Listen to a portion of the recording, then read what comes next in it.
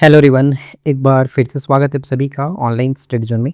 देखिए, Bihar current affairs 25-26 का हम एमसीक्यू सीरीज लेकर के चल रहे हैं, जिसमें आप लोगों को हम एमसीक्यू फॉर्मेट में मंथ वाइज कराएंगे। इससे पहले हमने आप लोगों को जो कि थ्योरी फॉर्मेट में, नोट्स फॉर्मेट में मैंने ऑलरेडी करंट अफेयर्स करा रखा है, जनवरी 25 से लेकर के मई 26 तक का। ठीक है, तो हम इस एमसीक्यू सीरीज में कोशिश ये कर रहे हैं कि अच्छे अच्छे क्वेश्चन की प्रैक्टिस आपको होनी चाहिए, क्योंकि जो एग्ज़ाम का ट्रेंड चल रहा है स्टेटमेंट वाइड क्वेश्चन का, उसका प्रैक्टिस आपको होना ज़रूरी है। तो चलिए फिर स्टार्ट करते हैं। और इस वीडियो में हमने देखेंगे फरवरी और मार्च के 2 महीने को कवर करेंगे हम लोग। इससे पहले वाली वीडियो में हमने जनवरी 2025 को देखा था। तो ज़्यादा समय ना लेते हुए चलिए स्टार्ट करते हैं सबसे पहले प्रश्न से। पहला प्रश्न ये कह रहा है कि पद्मश्री पुरस्कार से सम्मानित कलाकार जो कि दुलारी देवी द्वारा उपहार में दी गई मधुबनी चित्र शैली वाली साड़ी को केंद्रीय वित्त मंत्री निर्मला सीतारमण ने फरवरी 2025 में बजट पेश करते समय पहना था। तो क्या ये पॉइंट सही होगा? तो यहाँ पे ध्यान रखिएगा, ये पॉइंट बिल्कुल करेक्ट है, क्योंकि जो ये बात कही जा रही है, दुलारी देवी ये पद्मश्री पुरस्कार विजेता भी हैं और इनके द्वारा उपहार में दी गई थी ये साड़ी, मधुबनी चित्र शैली वाली साड़ी, जिसको पहन करके निर्मला सीतारमण जी ने फरवरी 2025 का बजट पेश किया था। तो पहला पॉइंट पूरी तरह से सही है। फिर आता है कि बजट 2025 का जो भाषण था, उसमें बिहार में एक नए मखाना बोर्ड की स्थापना की घोषणा की गई थी, क्योंकि बिहार देश में कुल मखाना का करीब 80% योगदान अकेले वर्चस्व रखता है। तो ये जो घोषणा की गई थी, ये पॉइंट पूरी तरह से सही है। और एक चीज़ मैं आपको बता दूं कि जो मखाना बोर्ड स्थापना करने की घोषणा की गई थी, ये स्थापना हो भी गया। तो ये पूर्णिया में स्थापना किया गया।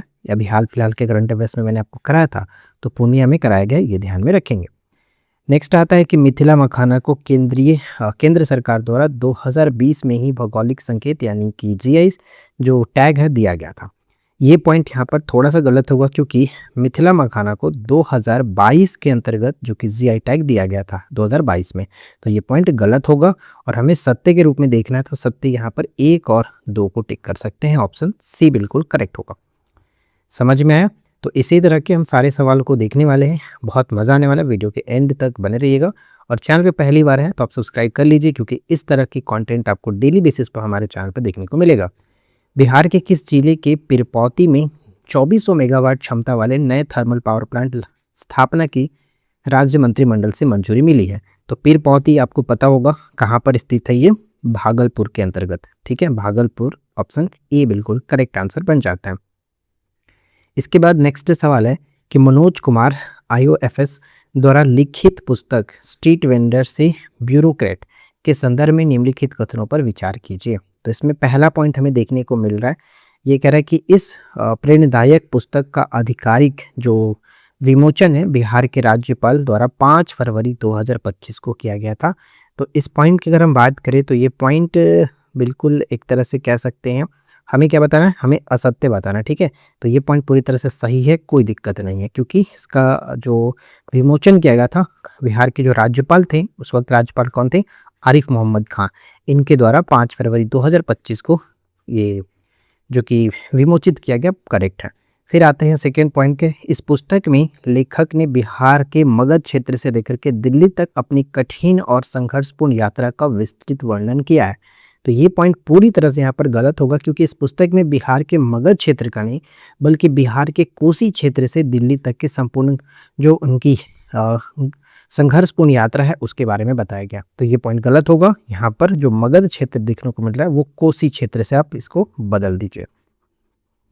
फिर आता है इसके बाद नेक्स्ट पॉइंट कि पुस्तक के लेखक मनोज कुमार भारतीय जो रक्षा संपदा सेवा IDES के एक प्रतिष्ठित वरिष्ठ अधिकारी हैं। तो ये तो गलत हो गया, क्योंकि यहाँ पर आपको ऑलरेडी मैंने बता रखा था IOFS जो है, ये IOFS होना चाहिए था, ये पॉइंट यहाँ पर गलत है। तो देख सकते हैं यहाँ पर फर्स्ट तो सही था, लेकिन सेकंड और थर्ड गलत है, इसलिए हम ऑप्शन बी को टिक करेंगे। ऑप्शन बी पॉइंट बिल्कुल करेक्ट हो जाता है। फिर आता है अगला सवाल कि 6 फरवरी 2025 को मुख्यमंत्री नीतीश कुमार ने 35.8 करोड़ की लागत से बने लखीसराय संग्रहालय का उद्घाटन किया है, और इस संग्रहालय को बनाने की जो घोषणा की गई थी वो किस वर्ष की गई थी?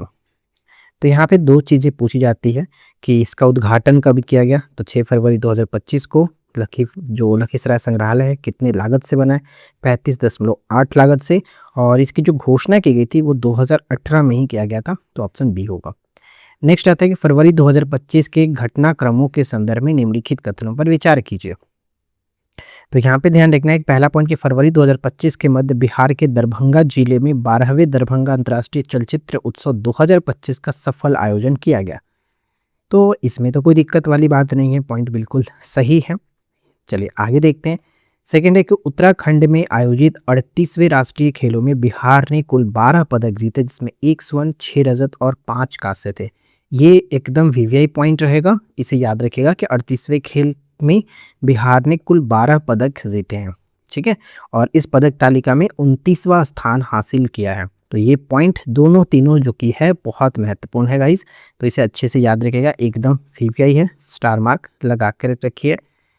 इसके बाद आता है 38वें राष्ट्रीय खेलों का जो आधिकारिक शुभंकर था, मस्कॉट था, वो मौली है। मौली नामक एक हिमालयन मोनाल पक्षी पर रखा गया था।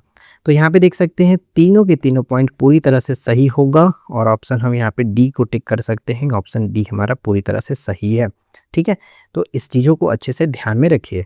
फिर आता है नेक्स्ट है कि बिहार के गया जिले में कौन सा गांव अपनी पारंपरिक पत्थर कट्टी मूर्तिकला यानी स्टोन आर्ट के लिए प्रसिद्ध है, जिसके 300 वर्ष पुराने स्टोन आर्ट को हाल ही में जीआई टैग मिला है। तो ये स्टोन आर्ट जो कि ध्यान रखेंगे, यहाँ पर लिखा भी गया था पत्थरकट्टी गांव। ऑप्शन हम यहाँ पर सी को टिक करेंगे। ठीक है, पत्थरकट्टी गांव पूछा जा सकता है कहाँ पे हाल ही में चर्चा में रहा, तो ये गयाजी जिले में है। ठीक है, गयाजी जिले में, ऑप्शन सी। नेक्स्ट आता है लखीसराय और जमुई जिले से जुड़े निम्नलिखित कथनों पर विचार कीजिए। देखिए, लखीसराय और जमुई जिले से अगर हम थोड़ा सा देखें तो पहला पॉइंट यहाँ पर कह रहा है कि बिहार के जमुई जिले में स्थित नागीनट्टी पक्षी जो अभयारण्य है, इसमें 2 दिवसीय प्रसिद्ध कलरव पक्षी महोत्सव की शुरुआत की गई। तो ये तो पॉइंट हम हमेशा से जानते हैं, क्योंकि इसका आयोजन तो हमेशा यहीं पर किया जाता है। नागीनट्टी पक्षी अभयारण्य में कलरव पक्षी जो है वो जमुई में स्थित है, तो ये थोड़ा सा याद रखेंगे। पहला पॉइंट पूरी तरह से करेक्ट है। सेकेंड आता है कि लखीसराय जिले के कजरा में 2 सौर ऊर्जा परियोजनाओं की स्थापना की जा रही है, जिससे कुल 301 मेगावाट स्वच्छ ऊर्जा का उत्पादन किया जाएगा। तो यहाँ पर ये पॉइंट भी हमारा पूरी तरह से सही होगा, इसमें भी कोई दिक्कत नहीं है। तीसरा आता है कि कजरा जो सौर ऊर्जा परियोजना से उत्पादित होने वाला बिजली पूरी तरह से थर्मल आधारित ग्रिड द्वारा संचालित की जाएगी। तो ये पॉइंट यहाँ पर गलत होगा, क्योंकि यह एक सौर ऊर्जा परियोजना है जो स्वच्छ एवं नवीकरणीय ऊर्जा का उत्पादन करेगी, न कि थर्मल। थर्मल का मतलब होता है जो कि कोयला से उत्पादन होने वाला। ठीक है, तो ये पॉइंट यहाँ पर गलत हो जाएगा। तो सत्य के रूप में 1 और 2 को टिक करेंगे, ऑप्शन ए। अगला सवाल देखिए कि बिहार के किस ऐतिहासिक और धार्मिक स्थल पर 3 दिवसीय बौद्ध महोत्सव 2025 का भव्य आयोजन किया गया। तो बौद्ध महोत्सव का आयोजन तो डेफिनेटली आप समझ सकते हो वैशाली में किया, बोधगया में किया होगा। ऑप्शन बी को टिक करेंगे। नेक्स्ट आता है कि बिहार के शैक्षणिक और कृषि विकास के संदर्भ में निम्नलिखित कथनों पर विचार कीजिए और असत्य कथन को चुनें। तो इसमें पहला पॉइंट हमें देखने को मिलेगा, जिसमें देख सकते हैं कि बिहार के नालंदा जिले के सरमेरा में एक नए आधुनिक कृषि अनुसंधान केंद्र की स्थापना की जाएगी। तो ये पॉइंट तो करेक्ट है। सबसे पहले इसमें ये हमें ध्यान रखना होगा कि सरमेरा जो है वो पड़ता कहाँ पर है, नालंदा जिले में, जहाँ पर एक नई आधुनिक जो किसान अनुसंधान केंद्र इसकी स्थापना की घोषणा की गई है। सही है। फिर आता है कि बिहार इंजीनियरिंग विश्वविद्यालय को देश की बेस्ट इमर्जिंग यूनिवर्सिटी 2024 का प्रतिष्ठित अवार्ड प्रदान किया गया है। यहाँ पर ये पॉइंट भी हमारा करेक्ट होगा, क्योंकि बिहार इंजीनियरिंग विश्वविद्यालय को उसकी उत्कृष्ट शैक्षणिक प्रगति हेतु हाल ही में बेस्ट जो कि इमर्जिंग यूनिवर्सिटी 2024 के रूप में सम्मानित किया गया है। तीसरा पॉइंट आता है कि बिहार इंजीनियरिंग विश्वविद्यालय को यह सम्मान केवल उसके कृषि क्षेत्र में किए गए नवाचारों के लिए दिया गया। तो ये पॉइंट यहाँ पर कह सकते हैं गलत होगा, क्योंकि यह प्रतिष्ठित जो है वो राष्ट्रीय स्तर का पुरस्कार तकनीकी और इंजीनियरिंग शिक्षा के क्षेत्र में समग्र विकास एवं नवाचार के क्षेत्र में मिला है। तो केवल कृषि क्षेत्र में कहना ये पॉइंट यहाँ पर गलत होगा। तो हमें बताना क्या था, असत्य बताना था। केवल 3 को टिक कर सकते हैं, तो ऑप्शन बी यहाँ पर सही है। अगला प्रश्न आता है कि केंद्रीय बजट 25-26 में बिहार राज्य के अंतर्गत कुल कितने नए ग्रीनफील्ड एयरपोर्ट बनाने की महत्वपूर्ण घोषणा की गई थी। तो ग्रीनफील्ड जो है बनाने की घोषणा की गई थी वो है 3। ऑप्शन यहाँ पर बी को टिक करेंगे 3, यानी बिहार में विमानन कनेक्टिविटी को सुदृढ़ करने के लिए कुल 3 नए ग्रीनफील्ड जो कि एयरपोर्ट बनाने की बात की गई थी। अगला है कि पटना के बिहटा में बनने वाला अंतर्राष्ट्रीय हवाई अड्डे के संदर्भ में निम्नलिखित कथनों पर विचार कीजिए। तो इसमें पहला पॉइंट आता है कि फरवरी 2025 में पटना के बिहटा में लगभग 459 करोड़ की अनुमानित लागत से अंतर्राष्ट्रीय हवाई अड्डा बनाने का निर्माण किया गया। तो यहाँ पर एक चीज़ तो पहले हमें ध्यान में रखना होगा कि पटना के बिहटा में लगभग कितने करोड़ की अनुमानित लागत, 459 करोड़ की लागत से अंतर्राष्ट्रीय हवाई अड्डा बनने की, ये ध्यान में रखेंगे। साथ ही साथ सेकेंड पॉइंट है कि इस हाईटेक अंतर्राष्ट्रीय हवाई अड्डे के निर्माण का संपूर्ण जो तकनीकी जिम्मा दिया गया है वो रूस देश के एक प्रसिद्ध कंपनी को सौंपा गया। तो क्या ये पॉइंट सही होगा? तो यहाँ पर ये पॉइंट भी करेक्ट है, क्योंकि ये जो जिम्मा है वो रूस को ही दिया गया है, रसिया को ही दिया गया। तो यहाँ पर कह सकते हैं कि दोनों के दोनों कथन सही होगा, इसलिए ऑप्शन सी यहाँ पर सही है। अगला सवाल आता है कि महान शहनाई वादक भारत रत्न उस्ताद बिस्मिल्लाह खां के नाम पर बिहार के किस जिले में एक संगीत महाविद्यालय की स्थापना की जाएगी? तो संगीत महाविद्यालय ये आपका बक्सर का इनका संबंध जो है वो बक्सर से था, तो ये तो आपको याद रखना ही है। और एक चीज़ और याद रखिएगा कि इन्हें 2001 में भारत रत्न से नवाजा गया था। ठीक है, भारत रत्न से नवाजा गया था। अगला सवाल आता है कि जलपुत्र के नाम से प्रसिद्ध अजय रॉय के संदर्भ में निम्नलिखित कथनों पर विचार कीजिए।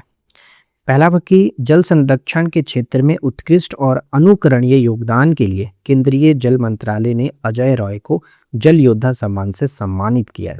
तो ये देखिए, जल सम्मान जो है, जल योद्धा सम्मान हाल ही में दिया भी गया है इन्हीं को, जो कि अजय रॉय को किसके द्वारा, जल संरक्षण के क्षेत्र में उत्कृष्ट और अनुकरणीय योगदान के लिए केंद्रीय जल मंत्रालय के द्वारा दिया गया। ठीक है, तो पहला पॉइंट करेक्ट है। सेकंड आता है कि अजय रॉय को डुमराव नगर परिषद द्वारा जल एवं स्वच्छता अभियान के प्रचार प्रसार के लिए अपना आधिकारिक ब्रांड एम्बेसडर भी नियुक्त किया गया।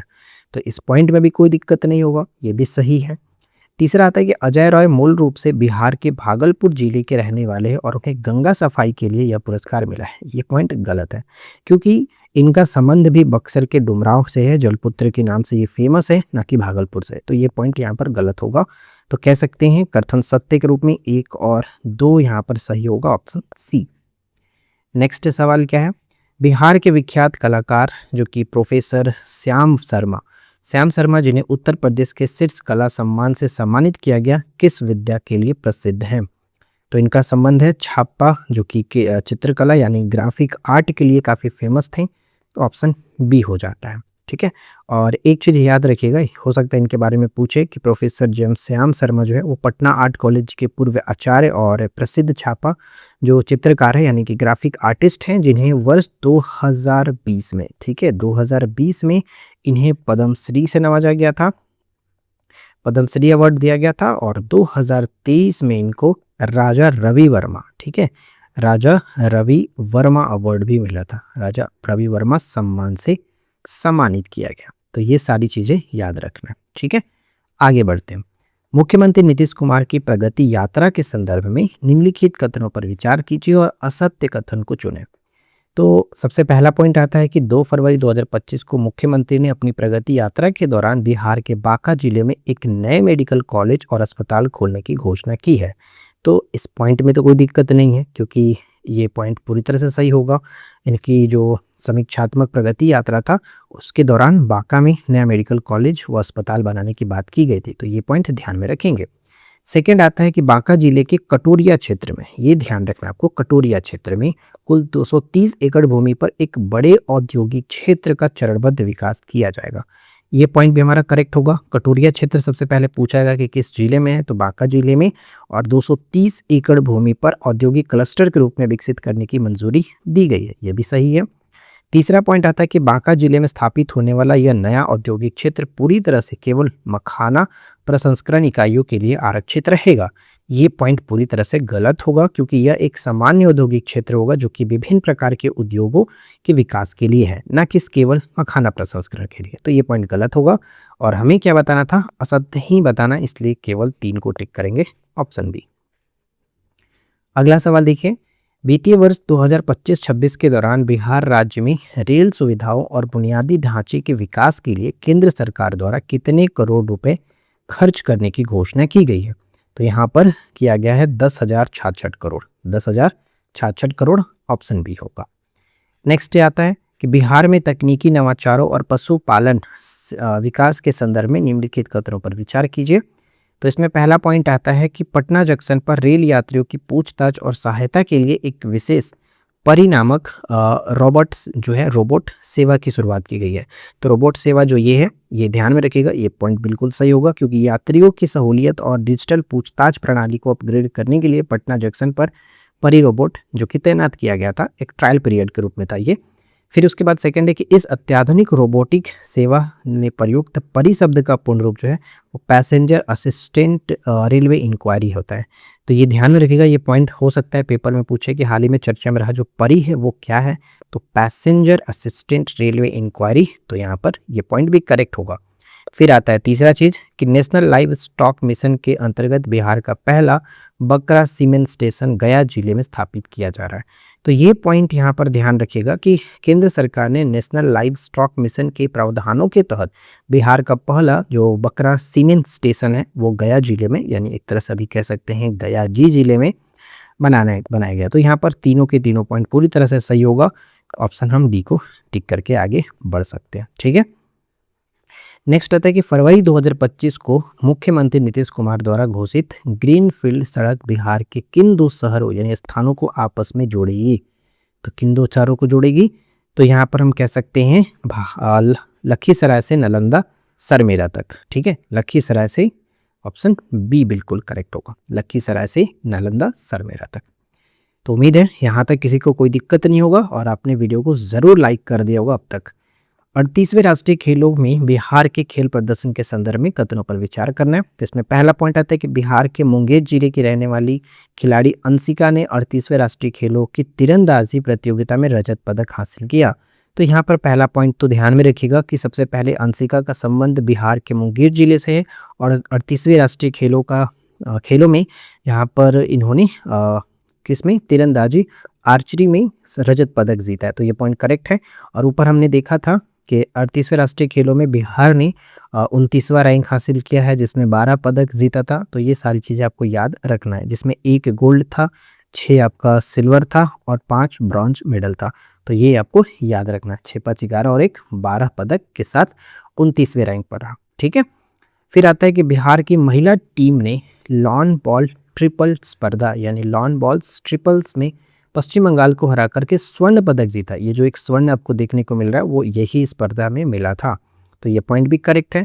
फिर तीसरा पॉइंट आता है कि लॉन बॉल की इस विशिष्ट स्पर्धा में स्वर्ण पदक जीतने वाली बिहार की टीम में खुशबू कुमारी थी, निखत खातून थी और पायल प्रीति शामिल थे। तो ये तीनों नाम भी आप याद रख सकते हैं। हो सकता है ऐसे पूछ लिया जाए कि 38वें राष्ट्रीय खेलों में जो एक स्वर्ण पदक प्रतियोगिता यानी लॉन जो ये आपका बॉल ट्रिपल स्पर्धा में जिन्होंने टीम में भागीदारी थी वो उसमें से कौन नहीं है, ऐसे पूछा जा सकता है। क्योंकि 3 ऑप्शन तो आपको याद रखना है कि खुशबू कुमारी, निखत खातून और एक नाम याद रखेंगे पायल प्रीति। ठीक है, तो सत्य के रूप में देख सकते हैं यहाँ पर तीनों के तीनों पॉइंट सही है, इसलिए ऑप्शन डी हो जाता है। नेक्स्ट सवाल क्या बनता है कि बिहार की किलकारी बच्चा बैंक की केस स्टडी के तर्ज पर अब भारत के किस राज्य में भी बच्चों के लिए एक विशेष बच्चा बैंक खोला जाएगा। तो ये बच्चा बैंक खोला गया है बिहार के तर्ज पर महाराष्ट्र में। ठीक है, महाराष्ट्र में, ऑप्शन बी को टिक करेंगे। यानी बच्चों में वित्तीय साक्षरता और बचत की आदत डालने के लिए बिहार की किलकारी बच्चा बैंक जिसमें जमा खातों पर 4% का ब्याज मिलता है, ये ध्यान में रखिएगा। किलकारी बच्चा बैंक 4% का ब्याज मिलता है, इंटरेस्ट मिलता है। ठीक है, मॉडल की सफलता को देखते हुए अब महाराष्ट्र राज्य में भी एक ऐसा बच्चा बैंक खोला जाएगा। ठीक है, चलिए आगे बढ़ते हैं। देखिए, इसके बाद हमारा नेक्स्ट जो सवाल बनता है वो कह रहा है कि कजरा सौर परियोजना के संदर्भ में निम्नलिखित कथनों पर विचार कीजिए और सत्य कथन का चयन करें। तो देखते हैं यहाँ पर क्या सही होगा। सबसे पहला पॉइंट जो है कजरा, तो कजरा जो है अगर हम बात करें यहाँ पर लखीसराय जिले के कजरा में देश के सबसे बड़े बैटरी भंडारण सौर परियोजना स्थापित की जा रही है। एक तरह से पॉइंट बिल्कुल सही है कि जो कजरा पड़ता है वो लखीसराय में पड़ता है और यहाँ पर देश की अपनी तरह की सबसे बड़ी बैटरी स्टोरेज आधारित सौर इकाई स्थापित होगी। तो ये पॉइंट करेक्ट होगा। सेकेंड पॉइंट आता है कि इस महत्वाकांक्षी परियोजना से कुल 301 मेगावाट स्वच्छ ऊर्जा का उत्पादन सुनिश्चित किया जाएगा। तो यहाँ पर हमारा ये पॉइंट भी पूरी तरह से सही होगा। तो याद रखिएगा 301 मेगावाट सौर जो कि स्वच्छ ऊर्जा उत्पादन की बात कही गई है। फिर तीसरा पॉइंट आता है कि यह परियोजना बिहार को नवीकरणीय ऊर्जा के क्षेत्र में आत्मनिर्भर बनाने की दिशा में एक बड़ा कदम होगा। तो यहाँ पर हम कह सकते हैं ये पॉइंट भी करेक्ट होगा, क्योंकि स्वच्छ ऊर्जा के उत्पादन में बिहार में बिजली की उपलब्धता बढ़ेगी और औद्योगिक इकाइयों को निरंतर बिजली मिल सकेगी। तो एक तरह से कह सकते हैं कि नवीकरणीय ऊर्जा के क्षेत्र में आत्मनिर्भर बनने की दिशा में काफ़ी अहम ये कदम हो सकता है। तो तीनों के तीनों पॉइंट यहाँ पर हमने देखा कि करेक्ट है, इसलिए ऑप्शन डी को टिक करेंगे। नेक्स्ट क्या आता है, रूस में आयोजित होने वाली विश्व कराटे चैंपियनशिप 2025 के लिए भारतीय टीम के मुख्य कोच के रूप में किस व्यक्ति को नियुक्त किया गया है? तो कौन नियुक्त किए थे यहाँ पर, मतलब किसे नियुक्त किया गया था? तो राहुल श्रीवास्तव, और इनका संबंध भी याद रखेगा वैशाली जिले से था। ठीक है, वैशाली जिले से इनका संबंध था, तो ये पॉइंट इंपॉर्टेंट रहेगा। अगला सवाल आता है कि बिहार दिवस 2025 के संदर्भ में निम्नलिखित कथनों पर विचार कीजिए और असत्य कथन को पहचानिए। असत्य हमें देखना है क्या असत्य होगा, तो चलिए फिर देखते हैं यहाँ पर क्या असत्य है। पहला है कि वर्ष 2025 में बिहार ने अपना 113वां स्थापना दिवस मना रहा है। तो ये पॉइंट बिल्कुल करेक्ट है, क्योंकि हाल ही मैंने आपको बताया था कि जब मार्च 2026 हमने देखा था तो उसमें 114वां की हमने बात की थी। तो यहाँ पर फिलहाल ये पॉइंट करेक्ट है। ठीक है, अच्छा 14वां था 2026 में, ये ध्यान में रखिएगा। फिर आता है कि इस वर्ष के बिहार दिवस समारोह का जो मुख्य थीम रहा उन्नत बिहार विकसित बिहार रखा गया। तो ये पॉइंट भी पूरी तरह से करेक्ट है। और 2026 वाला जो हमने बताया था उसका थीम क्या था भाई? तो उन्नत बिहार जो कि उज्जवल बिहार, ये ध्यान रखेंगे, उन्नत बिहार उज्जवल बिहार। फिर आता है तीसरा पॉइंट कि बिहार स्थापना दिवस प्रत्येक वर्ष 22 मार्च को राज्य के गौरवपूर्ण इतिहास के उपलक्ष्य में मनाया जाता है। तो यहाँ पर कोई दिक्कत वाली बात नहीं है, ये पॉइंट पूरी तरह से सही है, क्योंकि राज्य के सांस्कृतिक और ऐतिहासिक गौरव को प्रदर्शित करने के लिए एक ये मुख्य अवसर के रूप में इसे मनाया जाता है। तो यहाँ पर देख सकते हैं कि कोई भी असत्य नहीं है, तो इनमें से कोई नहीं, ऑप्शन हम डी को टिक कर सकते हैं। ठीक है, अगला सवाल है कि बिहार के प्रमुख जो सांस्कृतिक और धार्मिक योजनाओं के संबंध में निम्नलिखित कथनों पर विचार कीजिए और सत्य विकल्प का चयन करें। पहला पॉइंट है कि मिथिला मध्य परिक्रमा 27 फरवरी से 14 मार्च 2025 तक आयोजित हुई, जो भारत और नेपाल के ऐतिहासिक संबंधों का प्रतीक है। तो भारत और नेपाल के बीच ऐतिहासिक संबंध, तो इस पॉइंट में कोई दिक्कत वाली बात नहीं है, कि करेक्ट होगा। फिर आता है कि पश्चिमी चंपारण जिले में वाल्मीकि महोत्सव 2025 का भव्य आयोजन किया गया, ये भी एक तरह से करेक्ट है।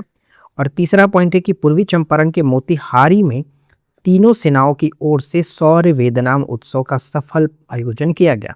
तो यहाँ पर एक चीज याद जरूर रखिएगा कि शौर्य वेदनाम उत्सव मनाया गया है बिहार के मोतिहारी में, पूर्वी चंपारण के मोतिहारी में तीनों सेनाओं की ओर से ये सफल आयोजन किया गया।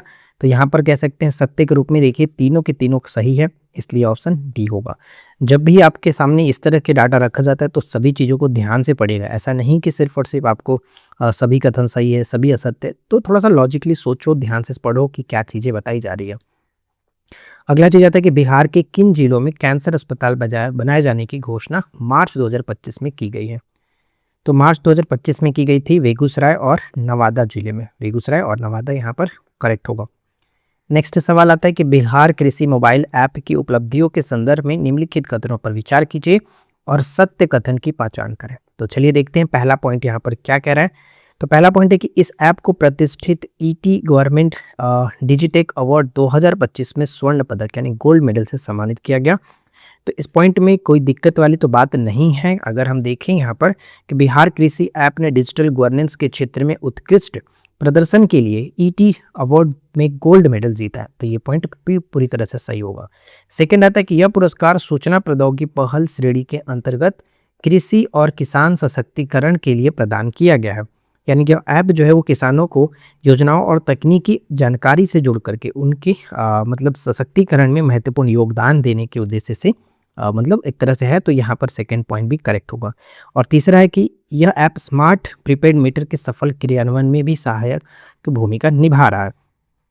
तो ध्यान दीजिएगा कि स्मार्ट प्रीपेड मीटर का संबंध ऊर्जा विभाग से है, कृषि ऐप मुख्य रूप से सूचना प्रदाता के रूप में कार्य करता है। तो यहाँ पर कह सकते हैं ये पॉइंट तो गलत होगा, और अगर हमें सही बताना था सत्य कथन की पहचान तो 1 और 2 यहाँ पर करेक्ट होगा, इसलिए ऑप्शन हम ए को टिक करके आगे बढ़ सकते हैं। अगला सवाल है कि बिहार में पर्यटन और विरासत संरक्षण के संदर्भ में निम्नलिखित कथनों पर विचार कीजिए और असत्य कथन को चुनिए। असत्य कथन को चुनिए।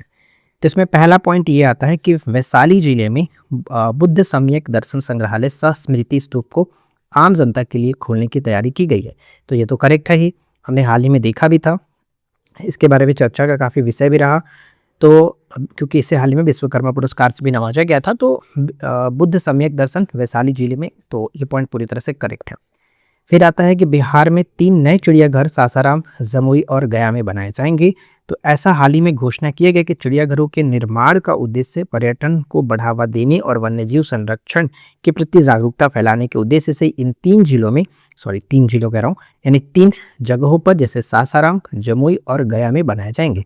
तो ये पॉइंट भी पूरी तरह से करेक्ट होगा।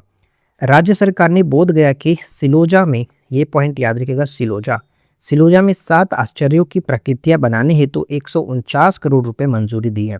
यानी 7 वंडर्स बनाने के लिए जो है वो सिलोजा में, बोध गया के सिलोजा में। तो ये ध्यान रखिएगा। अब हमसे बताना था कि असत्य क्या है, तो हमने देखा कि तीनों के तीनों तो सही है, कोई भी असत्य नहीं है, इसलिए हम यहाँ पर डी को टिक करेंगे। राइट, नेक्स्ट देखते हैं। बिहार विधान परिषद के किस सदस्य को ICU गोल्डन एप्पल अवार्ड 2025 से जो कि चुना गया? तो यहाँ पे राजवर्धन आजाद को कह सकते हैं।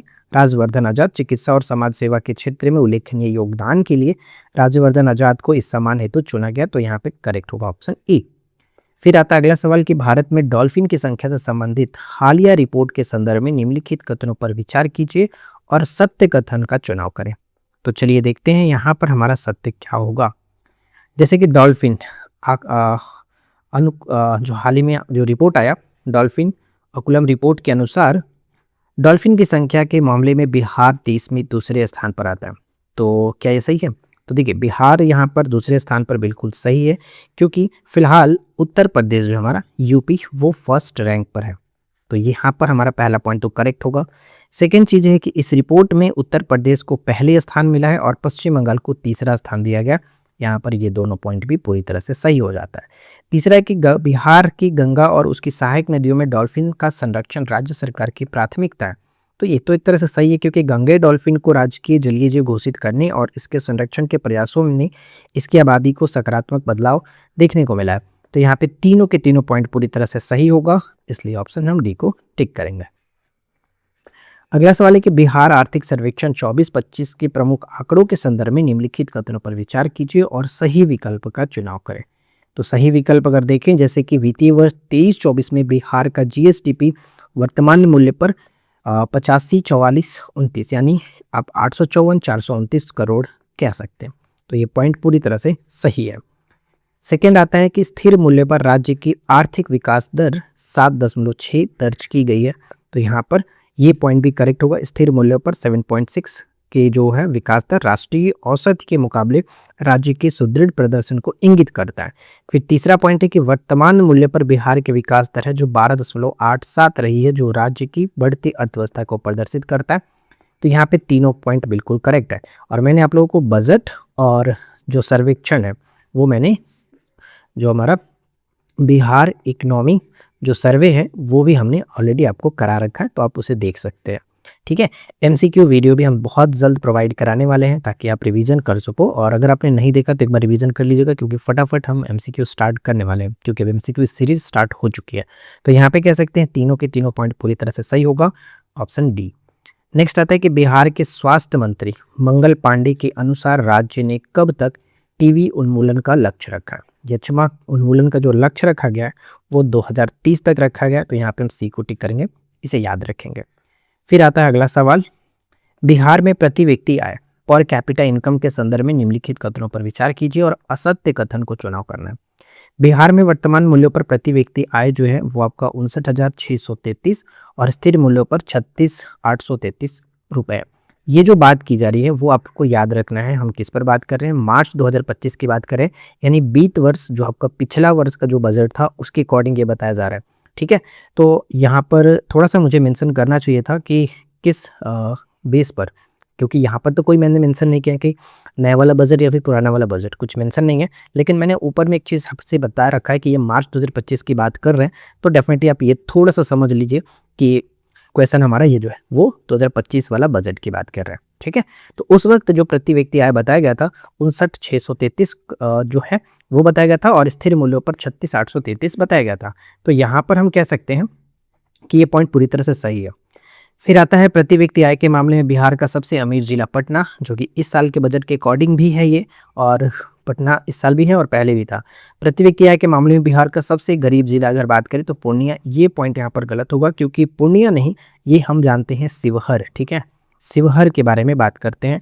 जो शिवहर है वो जिला प्रति व्यक्ति आय के मामले में सबसे गरीब है, ना कि पूर्णिया। तो यहाँ पर हमारा तीसरा पॉइंट गलत और हमें असत्य ही बताना था, इसलिए ऑप्शन सी को टिक करेंगे, केवल 3। नेक्स्ट आता है कि बिहार के सकल राज्य घरेलू उत्पाद है जीएसडीपी में विभिन्न क्षेत्रों में योगदान के संदर्भ में निम्नलिखित कथनों पर विचार कीजिए। तो वापिस से देखिए और सत्य कथन बताना। तो ये आपका जो हमारा पुराना बजट और आर्थिक सर्वेक्षण है उसके अकॉर्डिंग ये बात की जा रही है। तो पहला पॉइंट यहाँ पर कह रहा है कि कृषि और संबंधित क्षेत्र में प्राथमिक क्षेत्र का योगदान जो था 19.9% का था। तो इस पॉइंट में कोई दिक्कत वाली बात नहीं है। उद्योग क्षेत्र, जिसे द्वितीय क्षेत्र भी कहते हैं, इस राज्य की अर्थव्यवस्था में योगदान 21.5% दर्ज किया गया था, ये भी सही है। और तृतीय क्षेत्र का सर्वाधिक योगदान 58.6 था। तो ये तीनों के तीनों अपने आप में इंपॉर्टेंट है। वैसे अब जो नया बजट आ गया वो आप थोड़ा सा याद रखना, ये उतना इंपॉर्टेंट नहीं होता, लेकिन हमारा काम था मार्च अगर आपने पढ़ा होगा तो डेफिनेटली मुझे कराना फर्ज बनता है। तो यहाँ पे कह सकते हैं कि तीनों के तीनों पॉइंट बिल्कुल सही है, कोई भी गलत नहीं था, इसलिए ऑप्शन डी को टिक करेंगे। नेक्स्ट क्या था कि बिहार का पहला भैंस अनुसंधान संस्थान किस जिले में खोला जाएगा। तो भैंस अनुसंधान संस्थान की बात की गई थी आपका गोपालगंज जिले में। ठीक है, गोपालगंज। तो ऑप्शन बी, यानी दूध उत्पादन और पशु नस्ल सुधार की दिशा में कदम उठाते हुए गोपालगंज में संस्था की स्थापना की जा रही है। फिर आता है कि बिहार में अंतर्राष्ट्रीय सहयोग और सम्मान के संदर्भ में निम्नलिखित कथनों पर विचार कीजिए और सत्य विकल्प का चुनाव करना है। तो पहला पॉइंट है कि मलेशिया की मदद से नव नालंदा महाविहार डीम्ड विश्वविद्यालय में बौद्ध कृत्रिम जो बुद्धिमत्ता यानी बुद्धिस्ट एआई की शुरुआत की जाएगी। तो इस पॉइंट पर क्या अगर बात करें कि सही बताना था, तो ये पॉइंट पूरी तरह से सही है। मलेशिया की मदद से यहाँ पर स्थापित किया जाए तो करेक्ट है।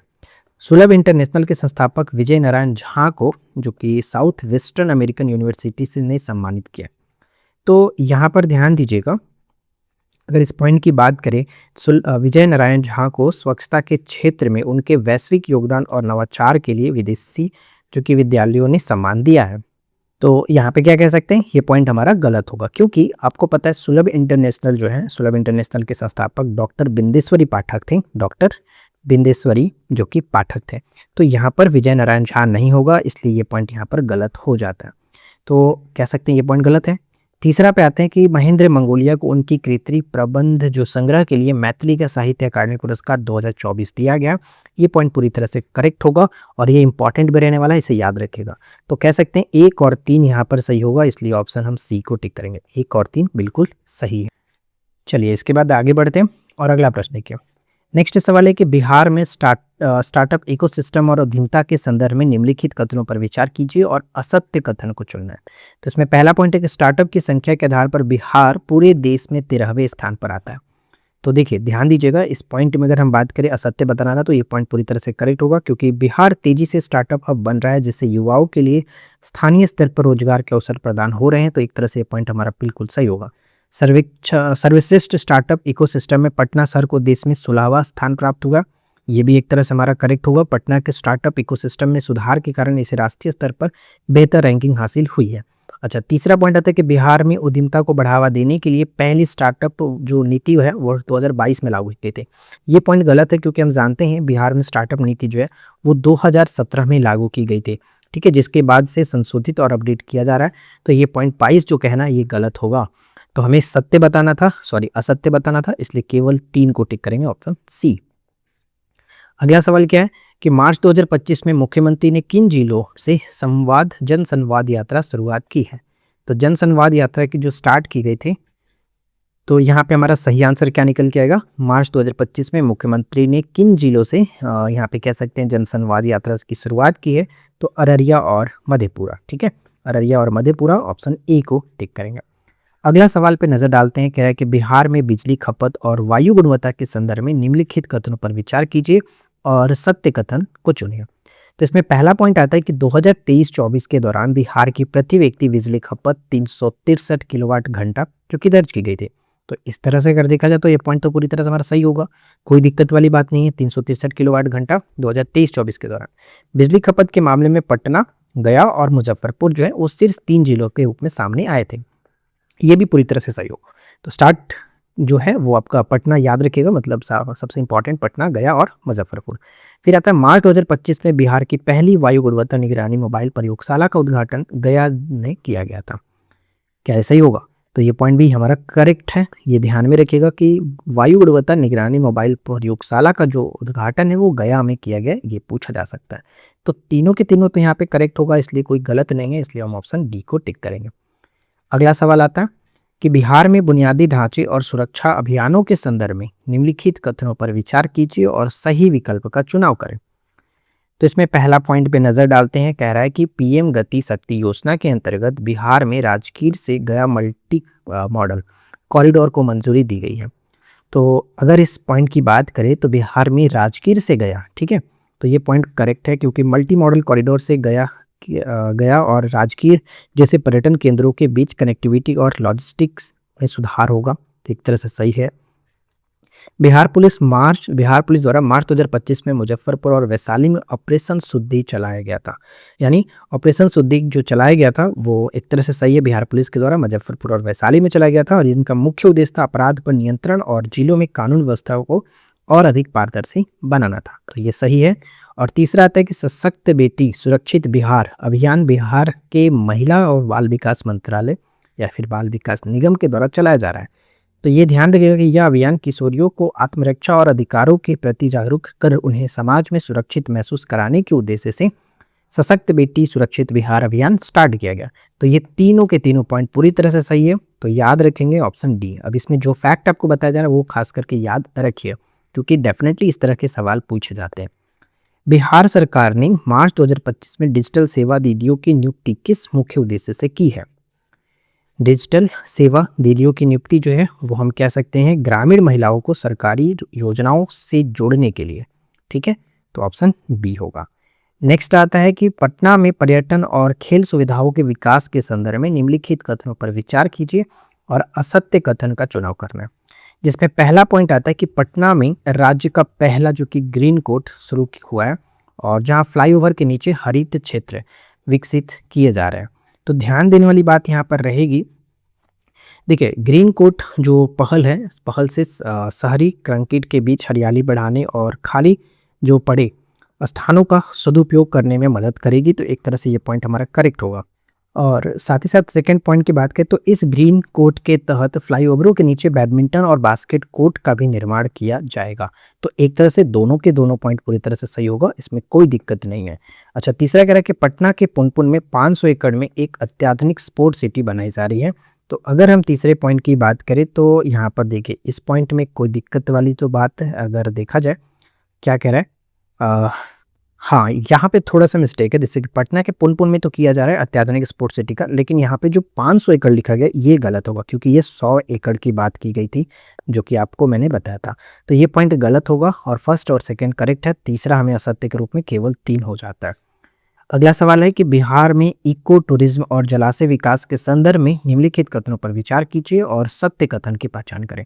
तो इसमें पहला पॉइंट क्या आता है कि पूर्णिया जिले की मत्स्यगंधा झील को पर्यटन क्षेत्र बनाने हेतु 99 करोड़ रुपए खर्च किए जाएंगे। तो सबसे पहला चीज ये है कि मत्स्यगंधा जो झील है वो पूर्णिया में नहीं, वो सहारसा में है, ठीक है, सहारसा में है। तो यहाँ पे पहला पॉइंट जो कि गलत हो गया, तो ध्यान रखिएगा मत्स्यगंधा झील सहारसा में। बाकी जो भी फैक्ट बताए गए थे वो सही है।